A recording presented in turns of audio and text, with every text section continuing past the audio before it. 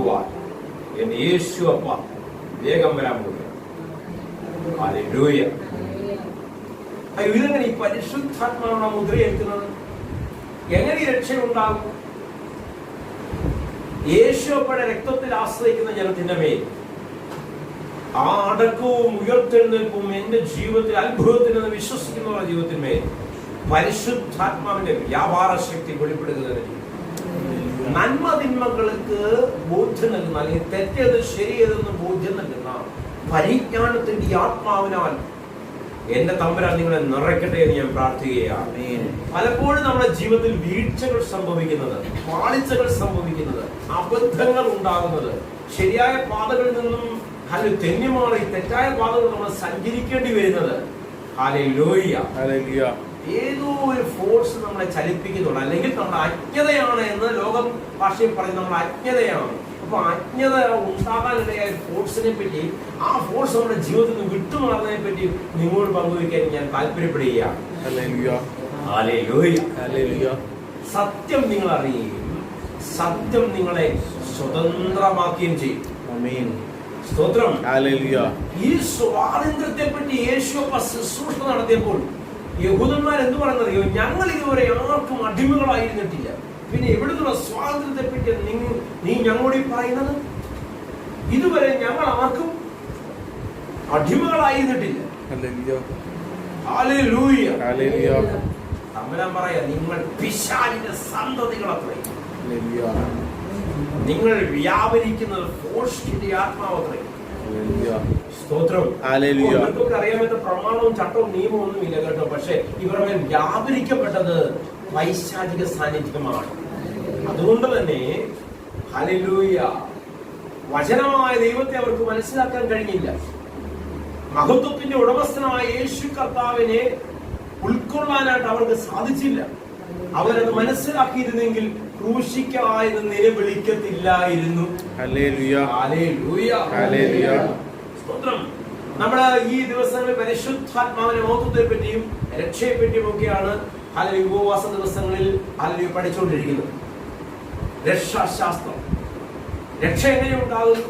വിവിധ മതങ്ങൾക്കും വിവിധ ആശയങ്ങൾക്കും വിവിധ ചിന്തകൾക്കും വിവിധങ്ങളായ രക്ഷയെ സംബന്ധിച്ചുള്ള തീയതികളുണ്ട്.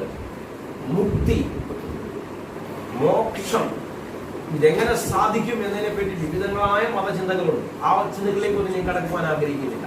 വിശുദ്ധ വചനം പറയുന്ന മോക്ഷശാസ്ത്രം അല്ലെങ്കിൽ രക്ഷാശാസ്ത്രം യേശുവപ്പയുടെ രക്തമുഖാന്തരം അത്രയാണ് സാധ്യമാകുന്നത്.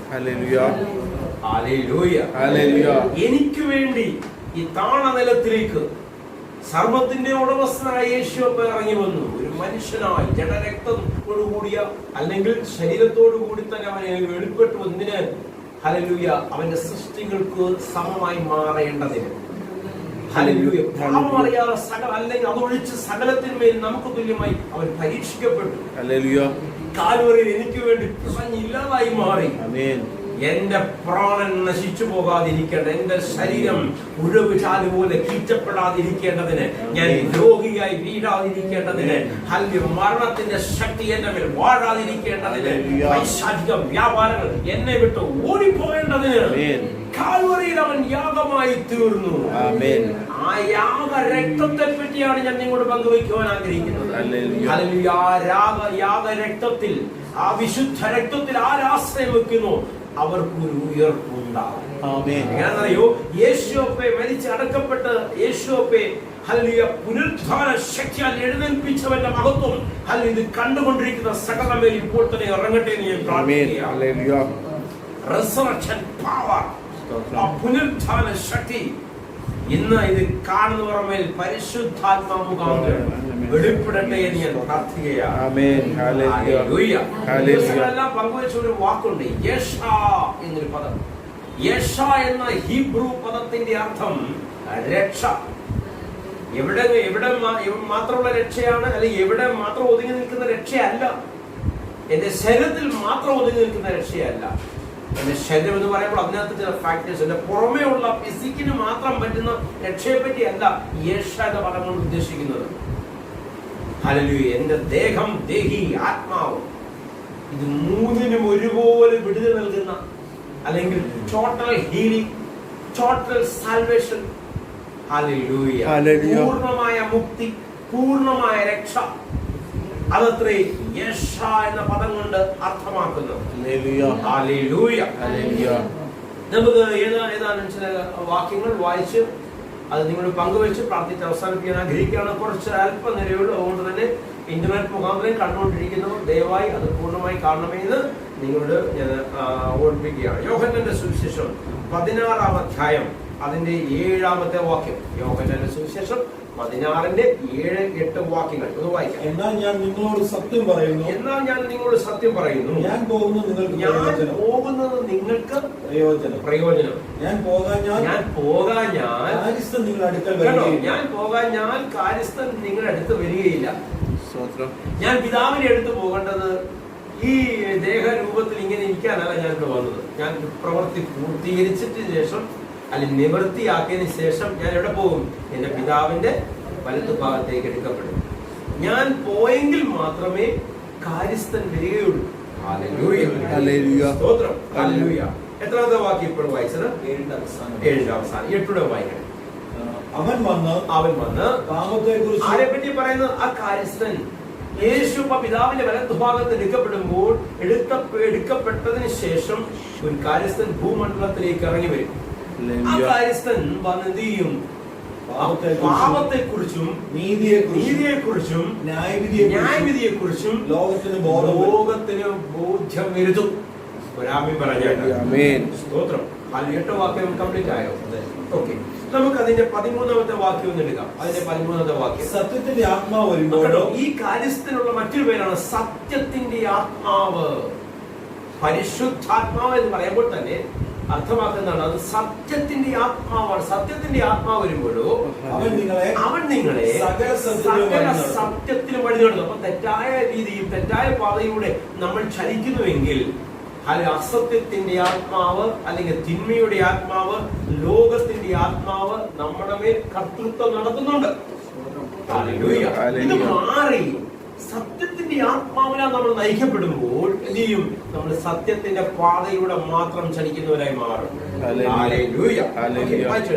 അവൻ സ്വയമായി സംസാരിക്കാതെ കേൾക്കുന്നത് സംസാരിക്കുകയും വരുവാനുള്ളത് നിങ്ങൾക്ക് അറിയിച്ചു തരികയും ചെയ്യും. ഓക്കെ. പരിശുദ്ധാത്മാവിന്റെ ഒരു പ്രത്യേകത, പരിശുദ്ധാത്മാവ് കാര്യസ്ഥനായ പരിശുദ്ധാത്മാവ് ത്രിയേക ദൈവത്തിൽ 3-ാമത്തെ ആളത്വമായ പരിശുദ്ധാത്മാവ് സ്വന്തമായിട്ടല്ല നിങ്ങളോട് സംസാരിക്കാൻ പദ്ധതി ഇടുന്നത്.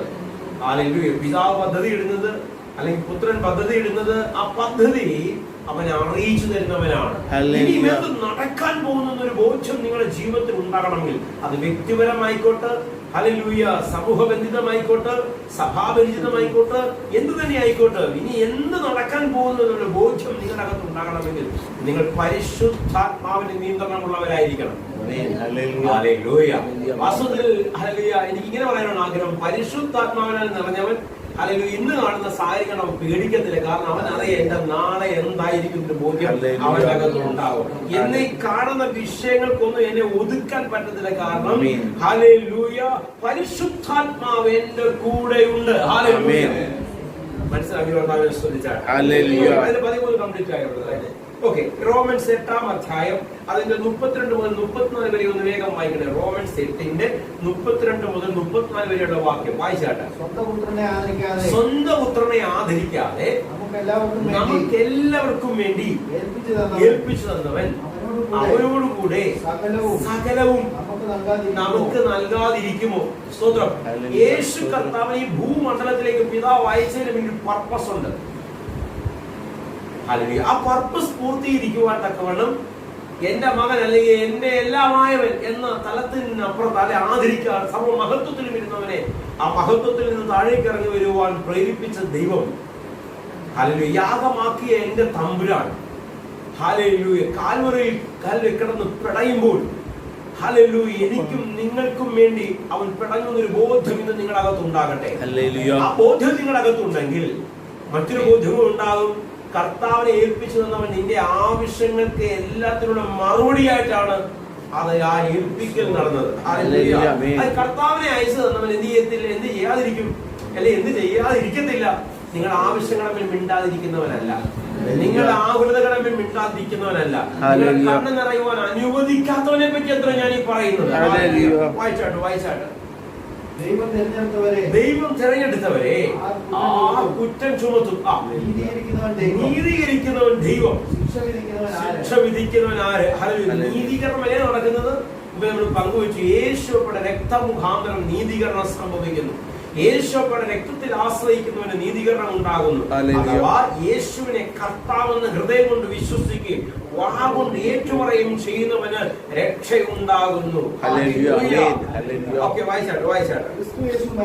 ക്രിസ്തു യേശു മരിച്ചവൻ മരിച്ചിട്ട് അവിടെ കൊണ്ട് തീരുകയല്ല, മരിച്ചിട്ട് ഉയർത്തെഴുന്നേറ്റവൻ തന്നെ അവൻ ദൈവത്തിന്റെ പിതാവിന്റെ വലത്തുഭാഗത്തിരിക്കുകയും നമുക്ക് വേണ്ടി എന്ത് ചെയ്യുന്നു? നമുക്ക് വേണ്ടി പക്ഷപാതം ചെയ്തു. പരിശുദ്ധാത്മാവിനെ പറ്റി പറയുമ്പോഴും അതേ ടൈം തന്നെയാണ് യൂസ് ചെയ്യുന്നത്. നമുക്ക് വേണ്ടി പക്ഷപാതം ചെയ്യുന്ന പരിശുദ്ധാത്മാവ് യേശു എന്ത് ചെയ്യുന്നു? നമുക്ക് വേണ്ടി പക്ഷപാതം ചെയ്യുന്നു. ഹല്ലേലൂയ എന്ന് പറഞ്ഞാൽ നമ്മുടെ ആവശ്യങ്ങളുടെ മേൽ നടത്തിക്കൊണ്ടാക്കിയെടുക്കുന്നു. റോമൻസ് 10-ാം അധ്യായം അതിന്റെ 8 മുതൽ 11 വരെയുള്ള വാക്യങ്ങൾ വായിച്ച് നമ്മൾ പ്രാർത്ഥിച്ച് അവസാനിപ്പിക്കും. റോമൻസ് 10-ാം അധ്യായം 8 മുതൽ 11 വരെയുള്ള വാക്യങ്ങൾ.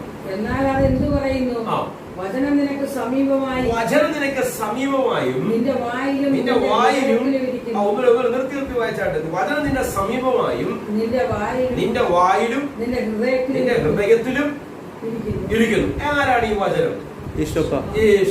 യോഹന്നാന്റെ സുവിശേഷം 1-ാം അധ്യായത്തിൽ നമ്മൾ കാണാൻ കഴിയുന്നു.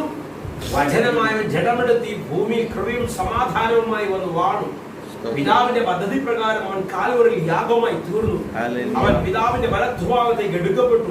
മറ്റൊരു കാര്യസ്ഥനെ നമുക്ക് വേണ്ടി അയച്ചു തന്നു. ആ വചനമായവൻ എവിടെ ഇരിക്കുന്നു? നിന്റെ സമീപത്തിൽ നിന്നിരിക്കുന്നു. Hallelujah, hallelujah. ഒരു പടികൂടെ കടന്നു പറഞ്ഞാൽ അത് നിന്റെ നാവിന്റെ മേലിരിക്കുന്നു. ദുഷ്ടാത്മ ശക്തികൾ എങ്ങനെ നിന്റെ ജീവിതത്തിൽ നിന്ന് വിട്ടുമാറുന്ന ഒരു കീവേഡ് പറയാൻ ഞാൻ ആഗ്രഹിക്കുകയാണ്. പൈശാലിക വ്യാപാരം കൊണ്ട് ഞാൻ തകരുകയാണെന്ന് പറയുന്ന ഒരു കീവേഡ് പറയാൻ ഞാൻ ആഗ്രഹിക്കുകയാണ്. നിന്റെ നാവിന്റെ അധികാരത്തിൽ നിന്ന് ഉപയോഗിച്ചാട്ട് യേശുവിന്റെ നാമത്തിൽ എന്നെ കെട്ടിവെക്കുന്ന, എന്നെ പുറകോട്ട് വലിക്കുന്ന വ്യാപാര ശക്തികൾ അത് എന്തു തന്നെയാലും അഴിഞ്ഞു മാറട്ടെ എന്ന് പറയുക. നാവിന്റെ ദൈവകൃപയുടെ വ്യാപാരം വെളിപ്പെടട്ടെ എന്ന് പ്രാർത്ഥിക്കുകയാണ്. അപ്പൊ ഈ വചനം നിന്റെ സമീപത്തുണ്ട്, ഈ വചനം നിന്റെ നാവിലിരിക്കുന്നു. ഹല്ലേലൂയ. വായിച്ചാട്ടെ അതിന്റെ എത്രാമത്തെ വാക്യമായി? 8. 11 വരെ വായിക്കണം. ഈ വചനം ഉറക്കേണ്ട എങ്ങനെയാണ്? ഈ വചനത്തെ ബലപ്പെടേണ്ട എങ്ങനെയാണ്? വിശ്വാസത്താൽ. യേശുവിനെ കർത്താവെന്ന് കേട്ടോ. ഈ രക്ഷപ്പിന് പറയണേ യേശുവിനെ കർത്താവെന്ന് വായി കൊണ്ട്. ചിലർക്ക് യേശുവിന്റെ കർത്താവ് എന്ന് പറയാൻ ഭയങ്കര നാണക്കേടാ. ചിലർക്ക് എവിടെ പോവാന്ന് ചോദിച്ചാൽ തന്നെ പറയാൻ നാണക്കേടാ, അല്ലേ? സ്തോത്രം. ബൈബിൾ കയ്യിലെടുക്കാനേ പേടിയ പലർക്കും. സ്തോത്രം. തന്റെ ഇടത്തോടെ ഞാൻ ഇന്നടത്ത് പോവാണ്, ഞാൻ ഇന്നതിന്റെ ആളാണ് എന്ന് പറയുന്നത് ആ തന്റെ ഇടം ഉണ്ടാകണം. അത് എന്ത് തന്നെ എത്രയൊക്കെ പ്രതികൂലമാണ് അതിന്റെ നടുവിൽ പറയാനൊരു ഫലമുണ്ടാകണം. കർത്താവിൽ പ്രതി നീതിയരുത്, ലജ്ജിക്കരുത്. തന്റെ ഇടത്തോട് പറയണം. എന്നാൽ നിനക്ക് വേണ്ടി ലജ്ജ കൂടാതെ സംസാരിക്കുന്നവരുടെ നിനക്ക് വെളിപ്പെട്ടിരുന്നു. സ്തോത്രം. ഹല്ലേലൂയ. ഒന്നുകൂടെ വായിച്ചാട്ടെ. ആ വാക്യത്തിലൂടെ വായിച്ചാട്ടെ. കർത്താവെന്ന് ഹൃദയം കൊണ്ട് വാ കൊണ്ട് ഏറ്റു പറയണം. പിന്നെ ദൈവം അവനെ മരിച്ചവരിൽ നിന്ന് ഉയർത്തെഴുന്നേൽപ്പിച്ചുവെന്ന് ഹൃദയം കൊണ്ട് വിശ്വസിക്കണം. അങ്ങനെ ചെയ്താൽ രക്ഷിക്കപ്പെടും. ഇതുവരെ രക്ഷ എന്താണെന്ന് അറിഞ്ഞുകൂടാത്തവർക്ക് അങ്ങനെ പറയാൻ ഒരു അവസരം ഉണ്ടാകട്ടെ എന്ന് ഞാൻ പ്രാർത്ഥിക്കുകയാണ്. അയ്യോ, അവര് കേൾക്കുമല്ലോ, ഇവര് കേൾക്കുമല്ലോ, ആ സംഘടന കേൾക്കും, ഈ സംഘടന കേൾക്കും, ആ ഗ്രൂപ്പ് കേൾക്കും. നീ ഇരിക്കുന്ന മുറിക്കകത്ത് പറയാൻ നിനക്ക് തന്റെ ഇടമുണ്ടോ? യേശുവിനെ ഞാൻ വിശ്വസിക്കുകയാണ്. യേശുവിനെ ഞാൻ വിശ്വസിക്കുകയാണ്.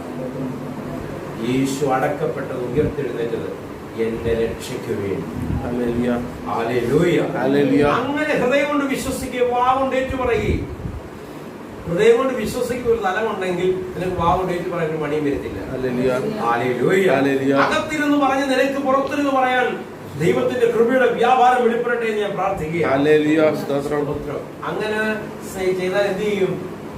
എത്രാമത്തെ വാക്യം ഇപ്പൊ വായിച്ചത്? 9, 10, 11 വേഗം എടുക്കും. ഹൃദയം കൊണ്ട് നീതിക്കായി വിശ്വസിക്കുകയും ആ, വായ് കൊണ്ട് ആ. രക്ഷയ്ക്കായി ഏറ്റുപറയുകയും ചെയ്താൽ എന്ത് ചെയ്യും? അവനെ വിശ്വസിക്കുന്നവൻ ആ. ഒരുത്തരും ലജ്ജിച്ചു പോകും. ഒരുത്തരും ലജ്ജിച്ചു പോകത്തില്ല എന്ന് പറഞ്ഞാൽ എന്താ? നിന്റെ ജീവനും ഭക്തിക്കും വേണ്ടി സകലതും എന്റെ അപ്പ മുഖാന്തരം നിന്റെ ജീവിതത്തിൽ ലഭിക്കും. ആമേൻ. ഇന്ന് നിന്നെ പരിഹസിക്കുന്നവരുടെ, ലജ്ജിപ്പിക്കുന്നവരുടെ, നാണം കെടുത്തുന്നവരുടെ ഒക്കെ മുമ്പിൽ നീ തല കുനിച്ചാൽ നിൽക്കുന്ന ഒരു അനുഭവത്തിലാണെങ്കിൽ നിന്നെ ഉയർത്തി മാനിക്കുന്ന വ്യാപാര ശക്തി നിന്റെ ജീവിതത്തിൽ ഇറങ്ങാൻ പോവുകയാണ്. ആമേൻ. ഹല്ലേലൂയ. ഹല്ലേലൂയ. ഹല്ലേലൂയ. മക്കളുടെ തൊഴിൽ സംബന്ധമായ വിഷയങ്ങളെ ചൊല്ലി ഭാരപ്പെടുന്ന മാതാപിതാക്കളുടെ മേൽ ദൈവത്തിന്റെ കൃപയുടെ വ്യാപാരം വെളിപ്പെടാൻ പോവുകയാണ്. ആമേൻ.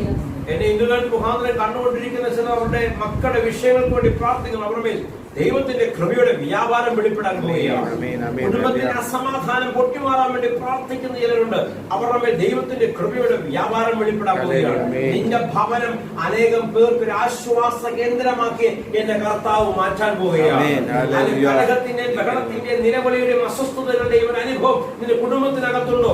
ഇന്ന് നിന്നെ കണ്ടുകൊണ്ടിരിക്കുമ്പോൾ, ഇന്ന് നിന്നെ കേട്ടുകൊണ്ടിരിക്കുമ്പോൾ തന്നെ അത് വിട്ടുമാറട്ടെ എന്ന് യേശുവിന്റെ നാമത്തെ ഞാൻ പറയുകയാണ്, പ്രഖ്യാപിക്കുകയാണ്. അപ്പയുടെ നാമത്തെ ഞാൻ കൽപ്പിക്കുകയാണ്. നിനക്ക് പ്രതികൂലമായി നിൽക്കുന്ന ശക്തികൾ ഇപ്പോൾ തന്നെ നിങ്ങളുടെ ജീവിതം വിട്ട് മാറിപ്പോകട്ടെ. രോഗബന്ധനങ്ങൾ അഴിയട്ടെ. പൈശാചിക വ്യാപാരങ്ങൾ ഇപ്പോൾ തന്നെ ഇല്ലാതായി തീരട്ടെ. യേശുവിന്റെ നാമത്തിൽ ചിലത് സംഭവിക്കുകയാണ്. രക്തമുഖാന്തരമുള്ള വിടുതൽ ഇപ്പോൾ തന്നെ ചിലമേൽ വ്യാപരിക്കപ്പെടുകയാണ്. ക്രിസ്തു മുഖാന്തരമുള്ള വിടുതൽ ഇപ്പോൾ തന്നെ വ്യാപരിക്കപ്പെടുകയാണ്. അപ്പാ, അടിയനോടൊപ്പം പ്രാർത്ഥിക്കുന്ന സകലരുടെയും തൃപ്പാദത്തിൽ കാൽച്ചോട്ടിൽ സമർപ്പിക്കുകയാണ് നാഥ. ആ ക്രൂശിന്റെ ചൂട്ടിലേക്ക്, ആ രക്തമൊഴുകുന്ന ക്രൂശിന്റെ ചൂട്ടിലേക്ക് ഞാൻ ഇവരെ സമർപ്പിക്കണം. ശുദ്ധീകരിക്കുന്ന രക്തം, ശക്തീകരിക്കുന്ന രക്തം നമ്മുടെ ജീവിതത്തിൽ വലുത് ചെയ്തെടുക്കട്ടെ എന്ന് പ്രാർത്ഥിക്കുന്നു. പരിശുദ്ധാത്മാവേ, ജ്ഞാനത്തിന്റെ ആത്മാവേ, ഈ കണ്ടുകൊണ്ടിരിക്കുന്നവരുടെ മേൽ അപ്പാ അങ്ങയുടെ സാന്നിധ്യം ഇറങ്ങണമേ എന്ന് പ്രാർത്ഥിക്കുന്നു. അങ്ങയുടെ കൃപയുടെ വ്യാപാരം വെളിപ്പെടണമേ എന്ന് പ്രാർത്ഥിക്കുന്നു. ചലന ശക്തി നഷ്ടപ്പെട്ട അവയവങ്ങളുടെ മേൽ ചലന ശക്തി ഉണ്ടാകട്ടെ. ചലിക്കാത്ത കൈകൾ ചലിക്കട്ടെ, ചലിക്കാത്ത കാലുകൾ ചലിക്കട്ടെ. കിടപ്പ് രോഗികളാണ് കിടക്ക വിട്ട് എഴുന്നേക്കട്ടെ യേശുവിന്റെ നാമത്തിൽ. മരണകരമായ അനുഭവങ്ങളെ കണ്ട് പേടിച്ചിരിക്കുന്നവരെ, നിങ്ങളെ വാഴുന്ന മരണശക്തി ഇപ്പോൾ തന്നെ യേശുവിന്റെ നാമത്തിൽ വിട്ടുമാറട്ടെ. ജീവന്റെ മരണത്തിന്റെ അധികാരിയായ യേശുവയുടെ സാന്നിധ്യം നിങ്ങളുടെ മേൽ ആഞ്ഞടിക്കട്ടെ എന്ന് ഞാൻ പ്രാർത്ഥിക്കുന്നു. വലിയ മറുപടി എന്റെ തമ്പുരാൻ മുഖാന്തരം വ്യാപരിക്കപ്പെടട്ടെ. മഹാകൃപയുടെ വ്യാപനം വെളിപ്പെടട്ടെ. സ്വർഗവടിയുടെ പ്രാർത്ഥന സ്വീകരിച്ചോർക്ക് സ്തോത്രം. യേശുവയുടെ അധികാരമുള്ള നാമത്തിൽ തന്നെ ഇന്ന് നിങ്ങളുടെ ജീവിതത്തിൽ ശക്തമായ ചിലത് നടക്കുക തന്നെ ചെയ്യും. സമാധാനവും സന്തോഷവും കൊണ്ട് നിങ്ങൾ നിറയപ്പെടട്ടെ എന്ന് ലാസ്റ്റ് ടൈം മിനിസ്ട്രിയുടെ പ്ലാറ്റ്ഫോമിൽ നിന്നുകൊണ്ട് അപ്പയുടെ നാമത്തിൽ ഞാൻ നിങ്ങൾക്ക് വേണ്ടി പ്രാർത്ഥിക്കുകയാണ്. അപ്പയുടെ സന്നിധിയിൽ നിങ്ങൾക്ക് വേണ്ടി ഞാൻ അപേക്ഷിക്കുകയാണ്. കാരണം എല്ലാവരും ധാരാളമായി അനുഗ്രഹിക്കട്ടെ. ആമേൻ, ആമേൻ, ആമേൻ. ഹല്ലേലൂയ.